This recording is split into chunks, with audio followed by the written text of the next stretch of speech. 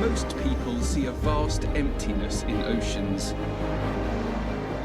They seem to divide us, but in fact, they connect us. Since ancient times, oceans carry people, cultures, religions, and goods to the ends of the earth and created new worlds.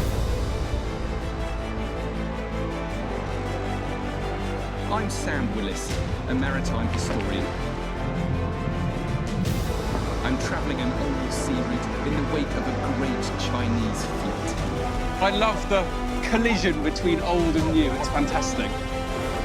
On giant wooden ships, they sailed bound for the western seas, a journey of over 50,000 kilometres.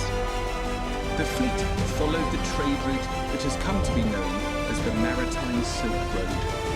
It's an amazing discovery. And laid the groundwork for how we live today. A world shaped and bound together by trade, where people of vastly different cultures, languages, and faiths find common ground in mutual self-interest. Surprisingly well balanced. I'm heading to India in search of a commodity that once powered the world's economy, to witness a transformation. So it's something dramatically new, isn't it? And then on to Dubai to discover the new gateway of East-West trade.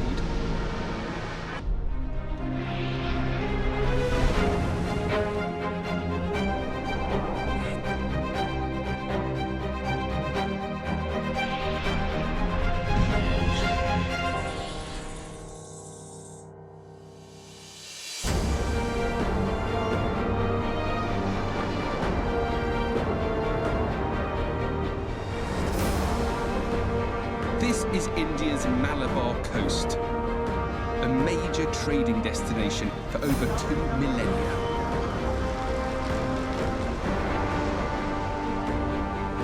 As early as the 1st century BC, Greeks, Romans and Persians came to these shores in search of spices.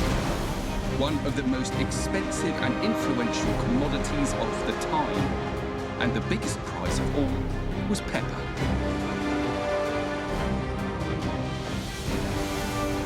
In the 15th century, it was cultivated on India's west coast.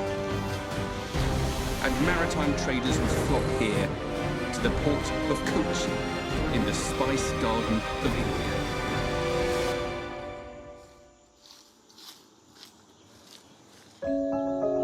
These thick forests, combined with a warm, humid climate, are perfect conditions for wild black pepper vines to thrive.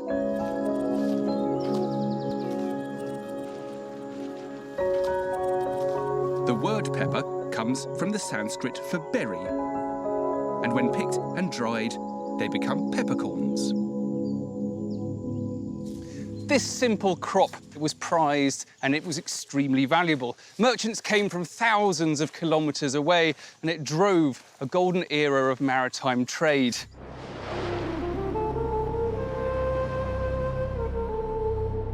"600 years ago, merchants from Europe and Arabia made long, perilous journeys to get here.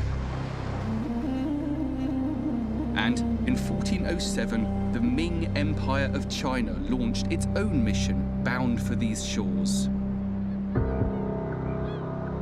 Its emperor, Yongle, assigned one of his most loyal servants, Admiral Zheng He, to lead a fleet of giant treasure ships on a mission in search of the most expensive commodity of the day.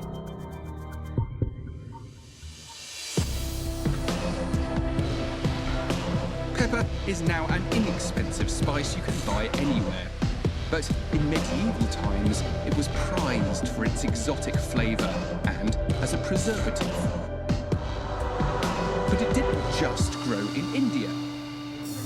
So I'm here to find out what made this town the centre of the world's pepper trade. This is amazing. It's like an Aladdin's cave of spice. Where has this come from? In Kerala. Is this good quality pepper? Good quality, dry and Yeah, gonna eat it? It's lovely. It's spicy. Pankaj Patel is a fourth-generation pepper trader. He's going to teach me an age-old method for sealing spice deals in secret. this cottage 600. Okay, This 500. yeah. This 600. Okay. Buy one plus. Okay, so he's grabbing my hand. I'm not sure I should be telling you. I think the whole point is it's secret. If he grabs a finger, it's 100. If he grabs your hand, it's 500. So 600 is a grab and then a finger. That's Yes, 600. correct. This practice kept the deal confidential from prying eyes, while also sealing trust between seller and buyer. Right, well, can I buy some pepper? Okay. Let's do a deal. Detail, yes. Okay, so I go 100, No. 200, No. 300. Okay, done. There you go. Okay, thank you. Thank you very much indeed. This practice fostered a long-standing confidence that helped transform Kochi into a centre of trade. It was noted by the chronicler of the treasure fleet himself. In his chapter on the Kerala spice trade, Marwan gives a description of the process. Trade brought together accountants, brokers, buyers, and they discussed goods and costs, and then we all joined hands and sealed our agreement with a hand clasp. Whether the price be dear or cheap, we will never repudiate it or change it.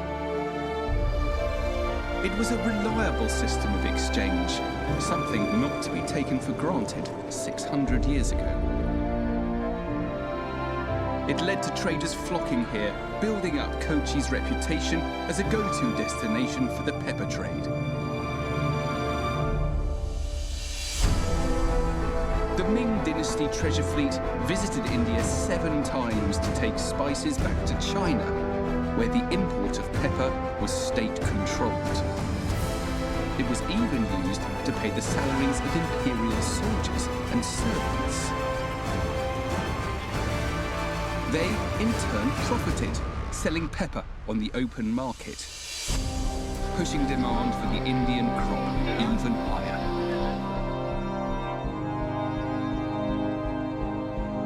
But a century later, pepper came to be cultivated in other tropical countries, including Vietnam, which is now its biggest exporter in the world.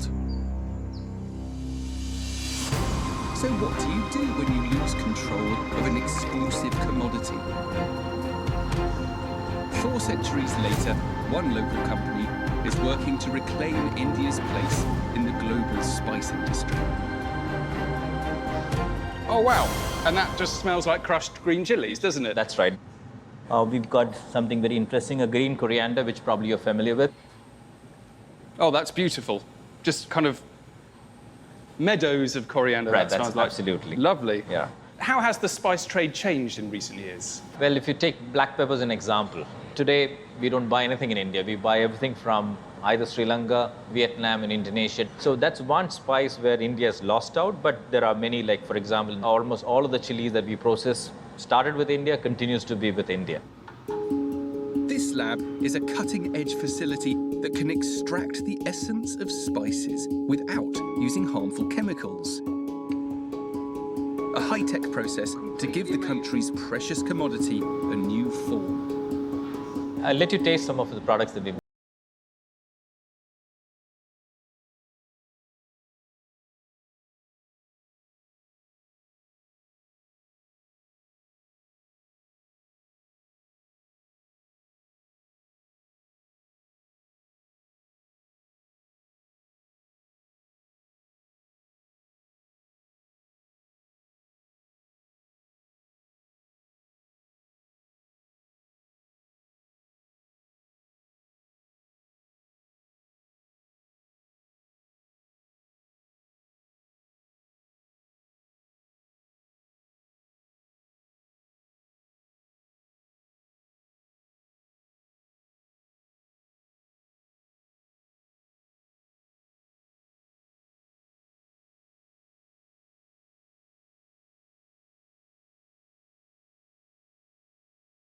local spices, black pepper, ginger, turmeric, and voila, he created an enticing new spice mix which forms the basis of many Indian dishes that you would know today as curry.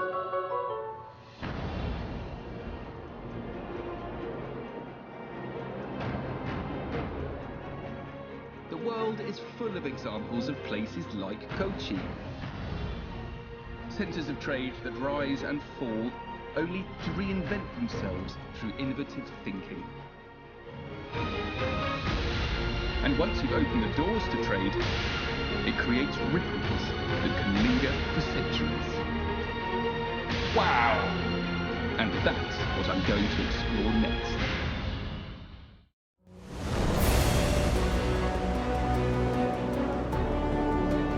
"600 years ago, Arabs, Chinese, and Europeans landed on India's shore for one of the most expensive commodities of the day, spices. But these foreign visitors didn't just take, they brought with them ideas. Like this elaborate piece of aquatic engineering that locals say was designed in China. So how does this contraption work? Take your rope, I'll show. Okay, here we go. Come on. Oh, it's surprisingly light. Shiju Anthony comes from a family of fishermen. For generations, they've used a special contraption called a China vala, or Chinese net. A 10-metre high structure with an enormous fishing net on one side, cantilevered by heavy weights on the other. These enormous stones coming down. So dangerous. It's designed to bring up large amounts of fish in one motion. It is a beautiful piece of engineering. Now to fetch the haul. Easier said than done. Right. Slowly, carefully.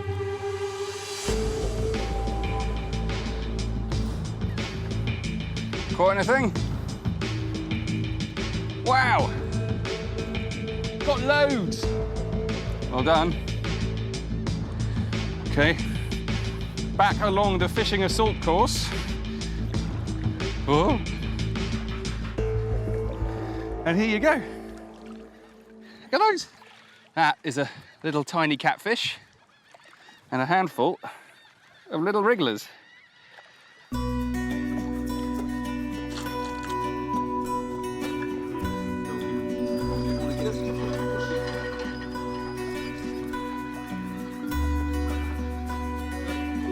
How many fish do you think you've caught over your lifetime?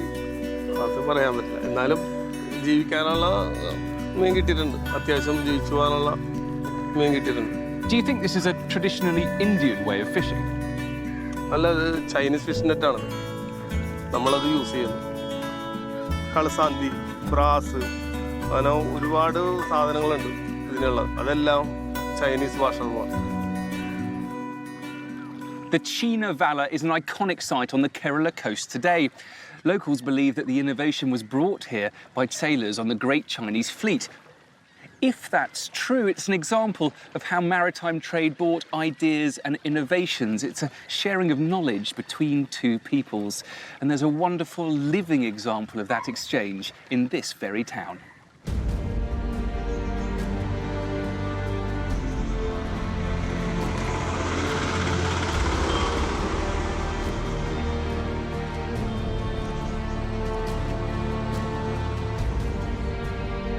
Kochi is home to India's oldest community of Jewish exiles, believed to descend from seafarers during the time of King Solomon in the 10th century BC. Their numbers grew in 1492 when more were expelled from Catholic Europe, and they came to seek refuge here. Just imagine what it would be like to flee persecution in Spain and to end up here, half the world away, where the only chance you have to protect your culture is to blend in, to be accepted. I want to explore the connection between trade and tolerance. Elias Josepha is part of a small community that has lived peacefully with Kochi's inhabitants for thousands of years. Why do you think the Jewish community was established here? Even much before the King Solomon's time, there was a trade relation between the Malabar coast and the Middle East for the silk, pepper, and precious stones. They had taken peacock, monkeys from here. Even the time of the King Solomon, the throne of his is decorated 2 elephant tusks, which was taken from Malabar. That trade story is fascinating. How did the Jews and the Indians get along? When you're in Rome, you must be a Roman. We are mingling with everybody as an Indian, a land of tolerance.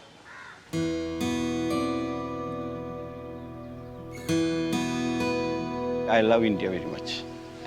This is my homeland. This is my motherland. That is my fatherland. Israel is my fatherland. The Jewish community here has embraced the Indian way of life, adopting local culinary traditions while also keeping to their kosher diet. This openness gave rise to a rich culture that is reflected in an incredible synagogue.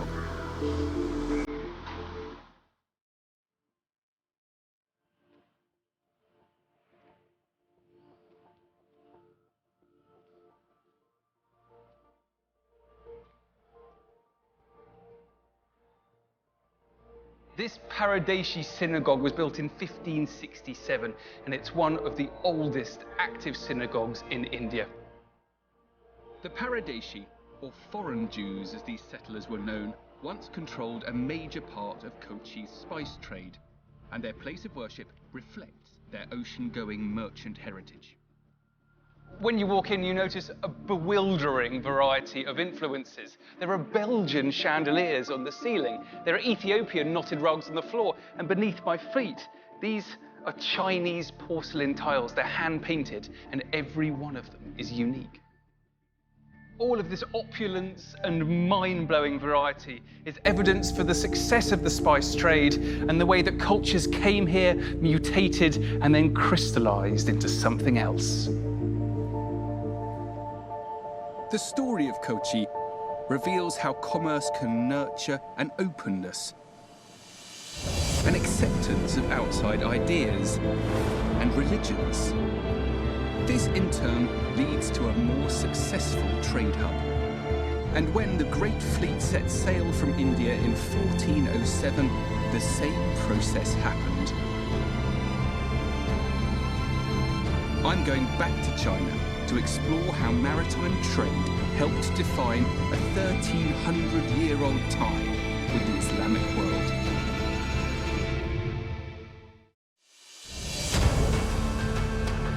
The Pearl River links the ocean to the heart of Guangzhou, southern China, where skyscrapers symbolize the port's transformation into an international center of trade and innovation.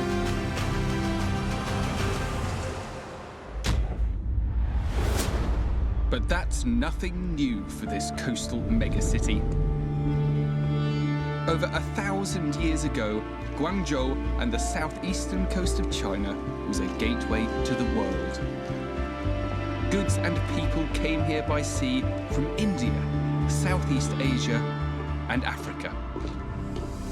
But it was the Middle East that went on to become one of China's biggest trading partners. This is the Qingjing Mosque. Partly destroyed by an earthquake 400 years ago, it is one of the oldest of its kind in the country.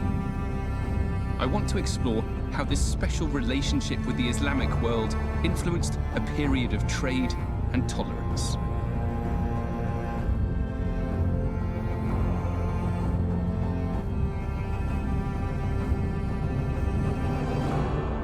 它是建于北宋大中祥符2年，就公元1009年，建到现在是1000多年的历史。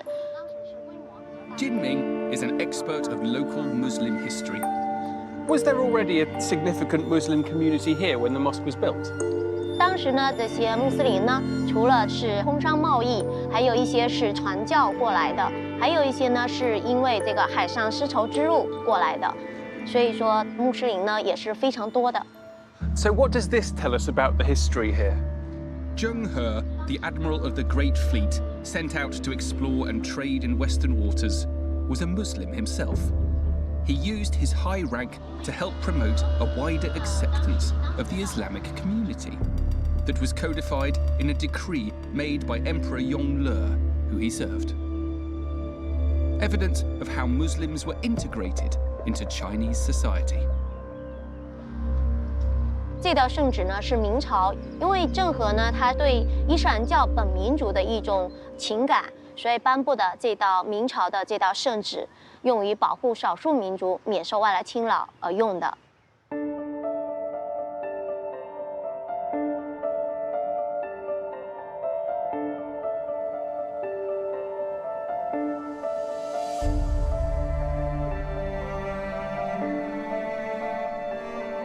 Through the maritime Silk Road and its overland cousin, Islamic culture intermixed with Chinese society for over 1,300 years.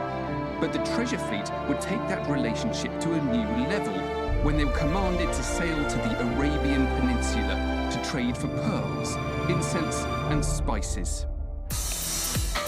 Today, that same trade between the two regions has grown to over $300 billion, helping to transform Guangzhou into China's 6th container port, after Shanghai, Shenzhen, Ningbo, Hong Kong and Qingdao. It's part of a push by China to invest in over 30 ports worldwide to spur global trade. I'm here to see how modern merchant vessels have evolved from the Great Fleet's time. The only way now to get a sense of what it would feel like to be in the presence of the treasure fleet is to come and see one of these, a modern container ship. Now this would be able to carry everything that would have gone on the treasure fleet. But the real fact is that this is crewed by only 40 people, not 28,000.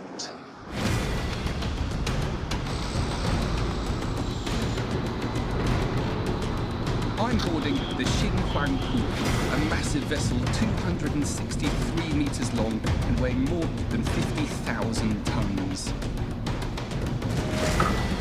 While the ships of the old fleet carried up to 500 tonnes of cargo in its hold, this modern equivalent carries over 4,000 containers on an open deck stacked over 15 metres high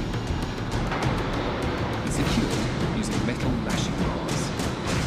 Does every single one need to be screwed down so it doesn't fall off? 对的，我们航行会有大风浪，甚至遭遇台风。如果绑扎不到位，船舶的稳性比较差的话，就会造成箱损，船会偏到一边，箱子会因为惯性的原因甩出去。I'm going to check you've done this one up. 检查这个花缆螺丝还有这个绑扎杆连接是牢固的，这样就可以了。Once the cargo is secure, just as in the past, the responsibility shifts to the captain to navigate the ship safely to its destination. A modern trading hub of the Islamic world, Dubai. 从广州出发，经过我们中国的南海，通过越南沿岸，然后再往这边走，走到这个新加坡海峡。到新加坡海峡，我们一般是加燃油、加淡水、加伙食。And what's your maximum speed? Maximum speed is 24 knots. It's here, Dubai. It's Dubai. A journey from China to Dubai would have taken Zheng He's fleet over 4 months. This cargo ship takes just 12 days. Over there is Anchorage. And while Zheng He navigated using a written nautical manual along with a compass and the stars, this GPS gives warning within half a second of the ship veering off course. This electronic chat is very good. And this allows you to zoom into it. Yes, it is a zoom. I could spend all day playing with this. Even though this is a very modern ship, do you feel a link with sailors from the past? 我觉得是有的，因为我比他们做的时候方便多了，容易多了。他们那个时候真的是技术啊，还有这个航海的环境啊，都比较恶劣的。我作为现在的船长，我觉得我很幸运。I'd just love to somehow transport a captain from Zheng He's fleet onto this ship. God knows what he'd think. Unlike 600 years ago, when the steering of ships was extremely hard manual work, seafaring today is a less physical and surprisingly indoor activity. Sailors even get time off. Oh, that was very good. And while these days all food needed for the voyage can be stored in a walk-in fridge, the treasure fleet used entire ships to carry livestock, grain and water to feed their 28,000-strong crew. What strikes me most about it is how self-sufficient this ship is. You see, the equation has flipped. What you've got here is an immense amount of space and a very small crew. But what you had at the time of the imperial fleet was very little space indeed, and thousands of men. Life would have been miserable, it would have been cramped. Here, they've got bedrooms and a gym.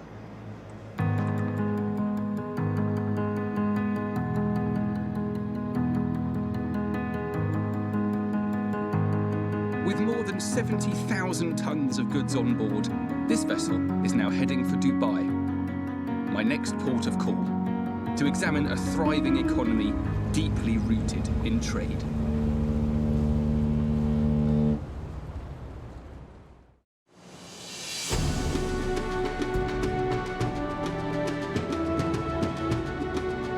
This isn't the image of Dubai we might know today. But I've come here to get a sense of this coastline's maritime trading heritage.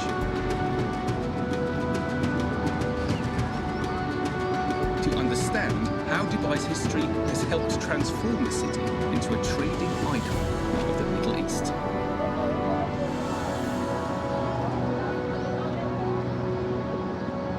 If you come here to the saltwater creek which runs right through the old town, you can see the ghosts of the ships upon which Dubai's original wealth was built. Dhows. These traditional wooden sailing vessels originated from India and went on to influence Western shipbuilding.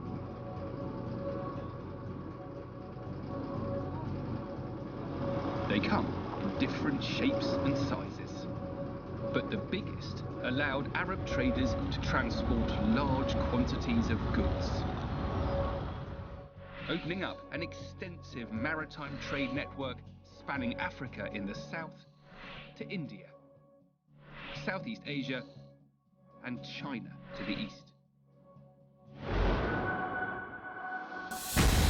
The riches of this trade also drew Zheng He and his treasure ships. In 1413, the Chinese Great Fleet sailed west out of the Indian Ocean all the way to the Persian Gulf. The journey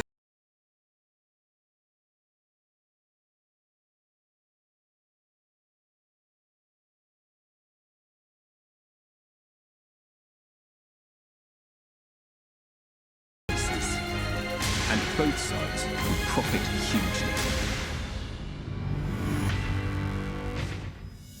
That process continues today, and nowhere is the growth of this modern relationship as eye-catching as here.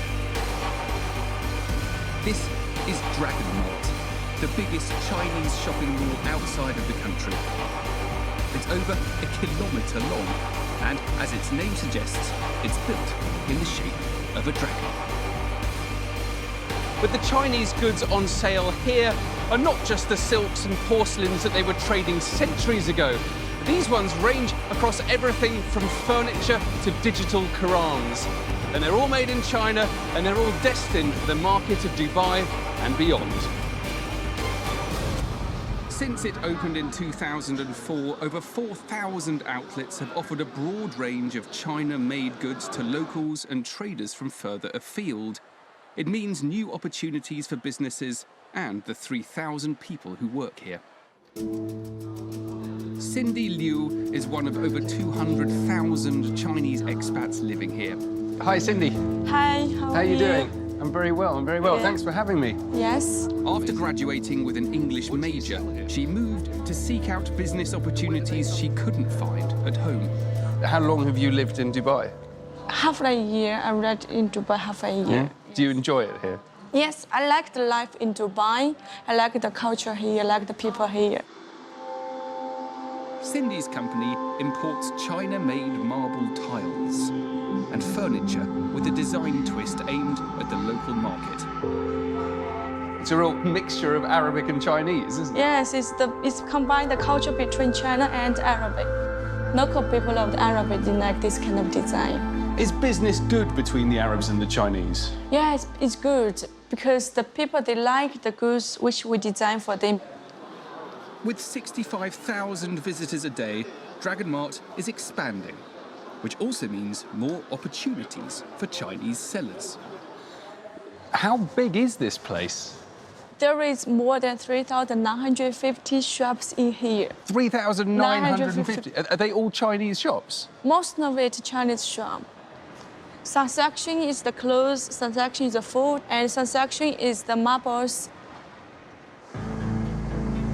Throughout my journey, I've found how maritime trade creates cities that are open for business.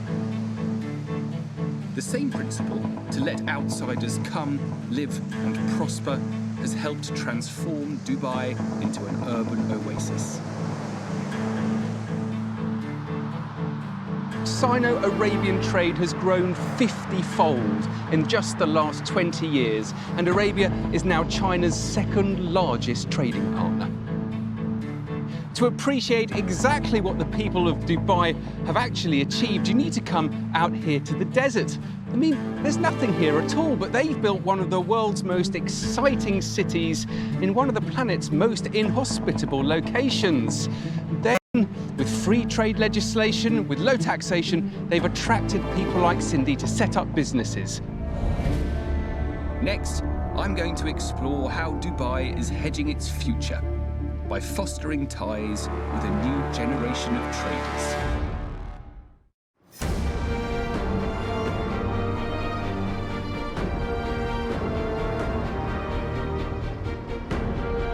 For centuries, Arab merchants exchanged goods along the shipping routes of the Indian Ocean, giving rise to the trading powerhouse known today as Dubai.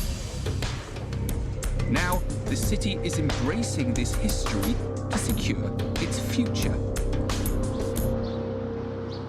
One of the ways that Dubai is seeking to establish itself as a multicultural hub is by ensuring that the entrepreneurs that come here are aware not only of the glittering promise of its future, but also the richness and colour of its past. For Dubai to continue as a centre of trade, despite its small population, it needs a global network of individuals. Assalamu alaikum. Welcome to the Arab Culturalist. This is our majlis here today. We're going to have breakfast. You hungry? Yes. Good. The Sheikh Mohammed Centre for Cultural Understanding operates a 10-month internship programme to instill an appreciation of the city's unique identity in the up-and-coming players of trade and business, who hold the key to Dubai's continued success. Nasif Kayed is an expert in intercultural communication. If you go to the market today, people come from Northeast Asia, they get from Southeast Asia. We are the link. And from Southeast Asia, they get from Northeast Asia. We are the link. And so therefore, this is Dubai exactly still the same. So why do you hold these classes in this building?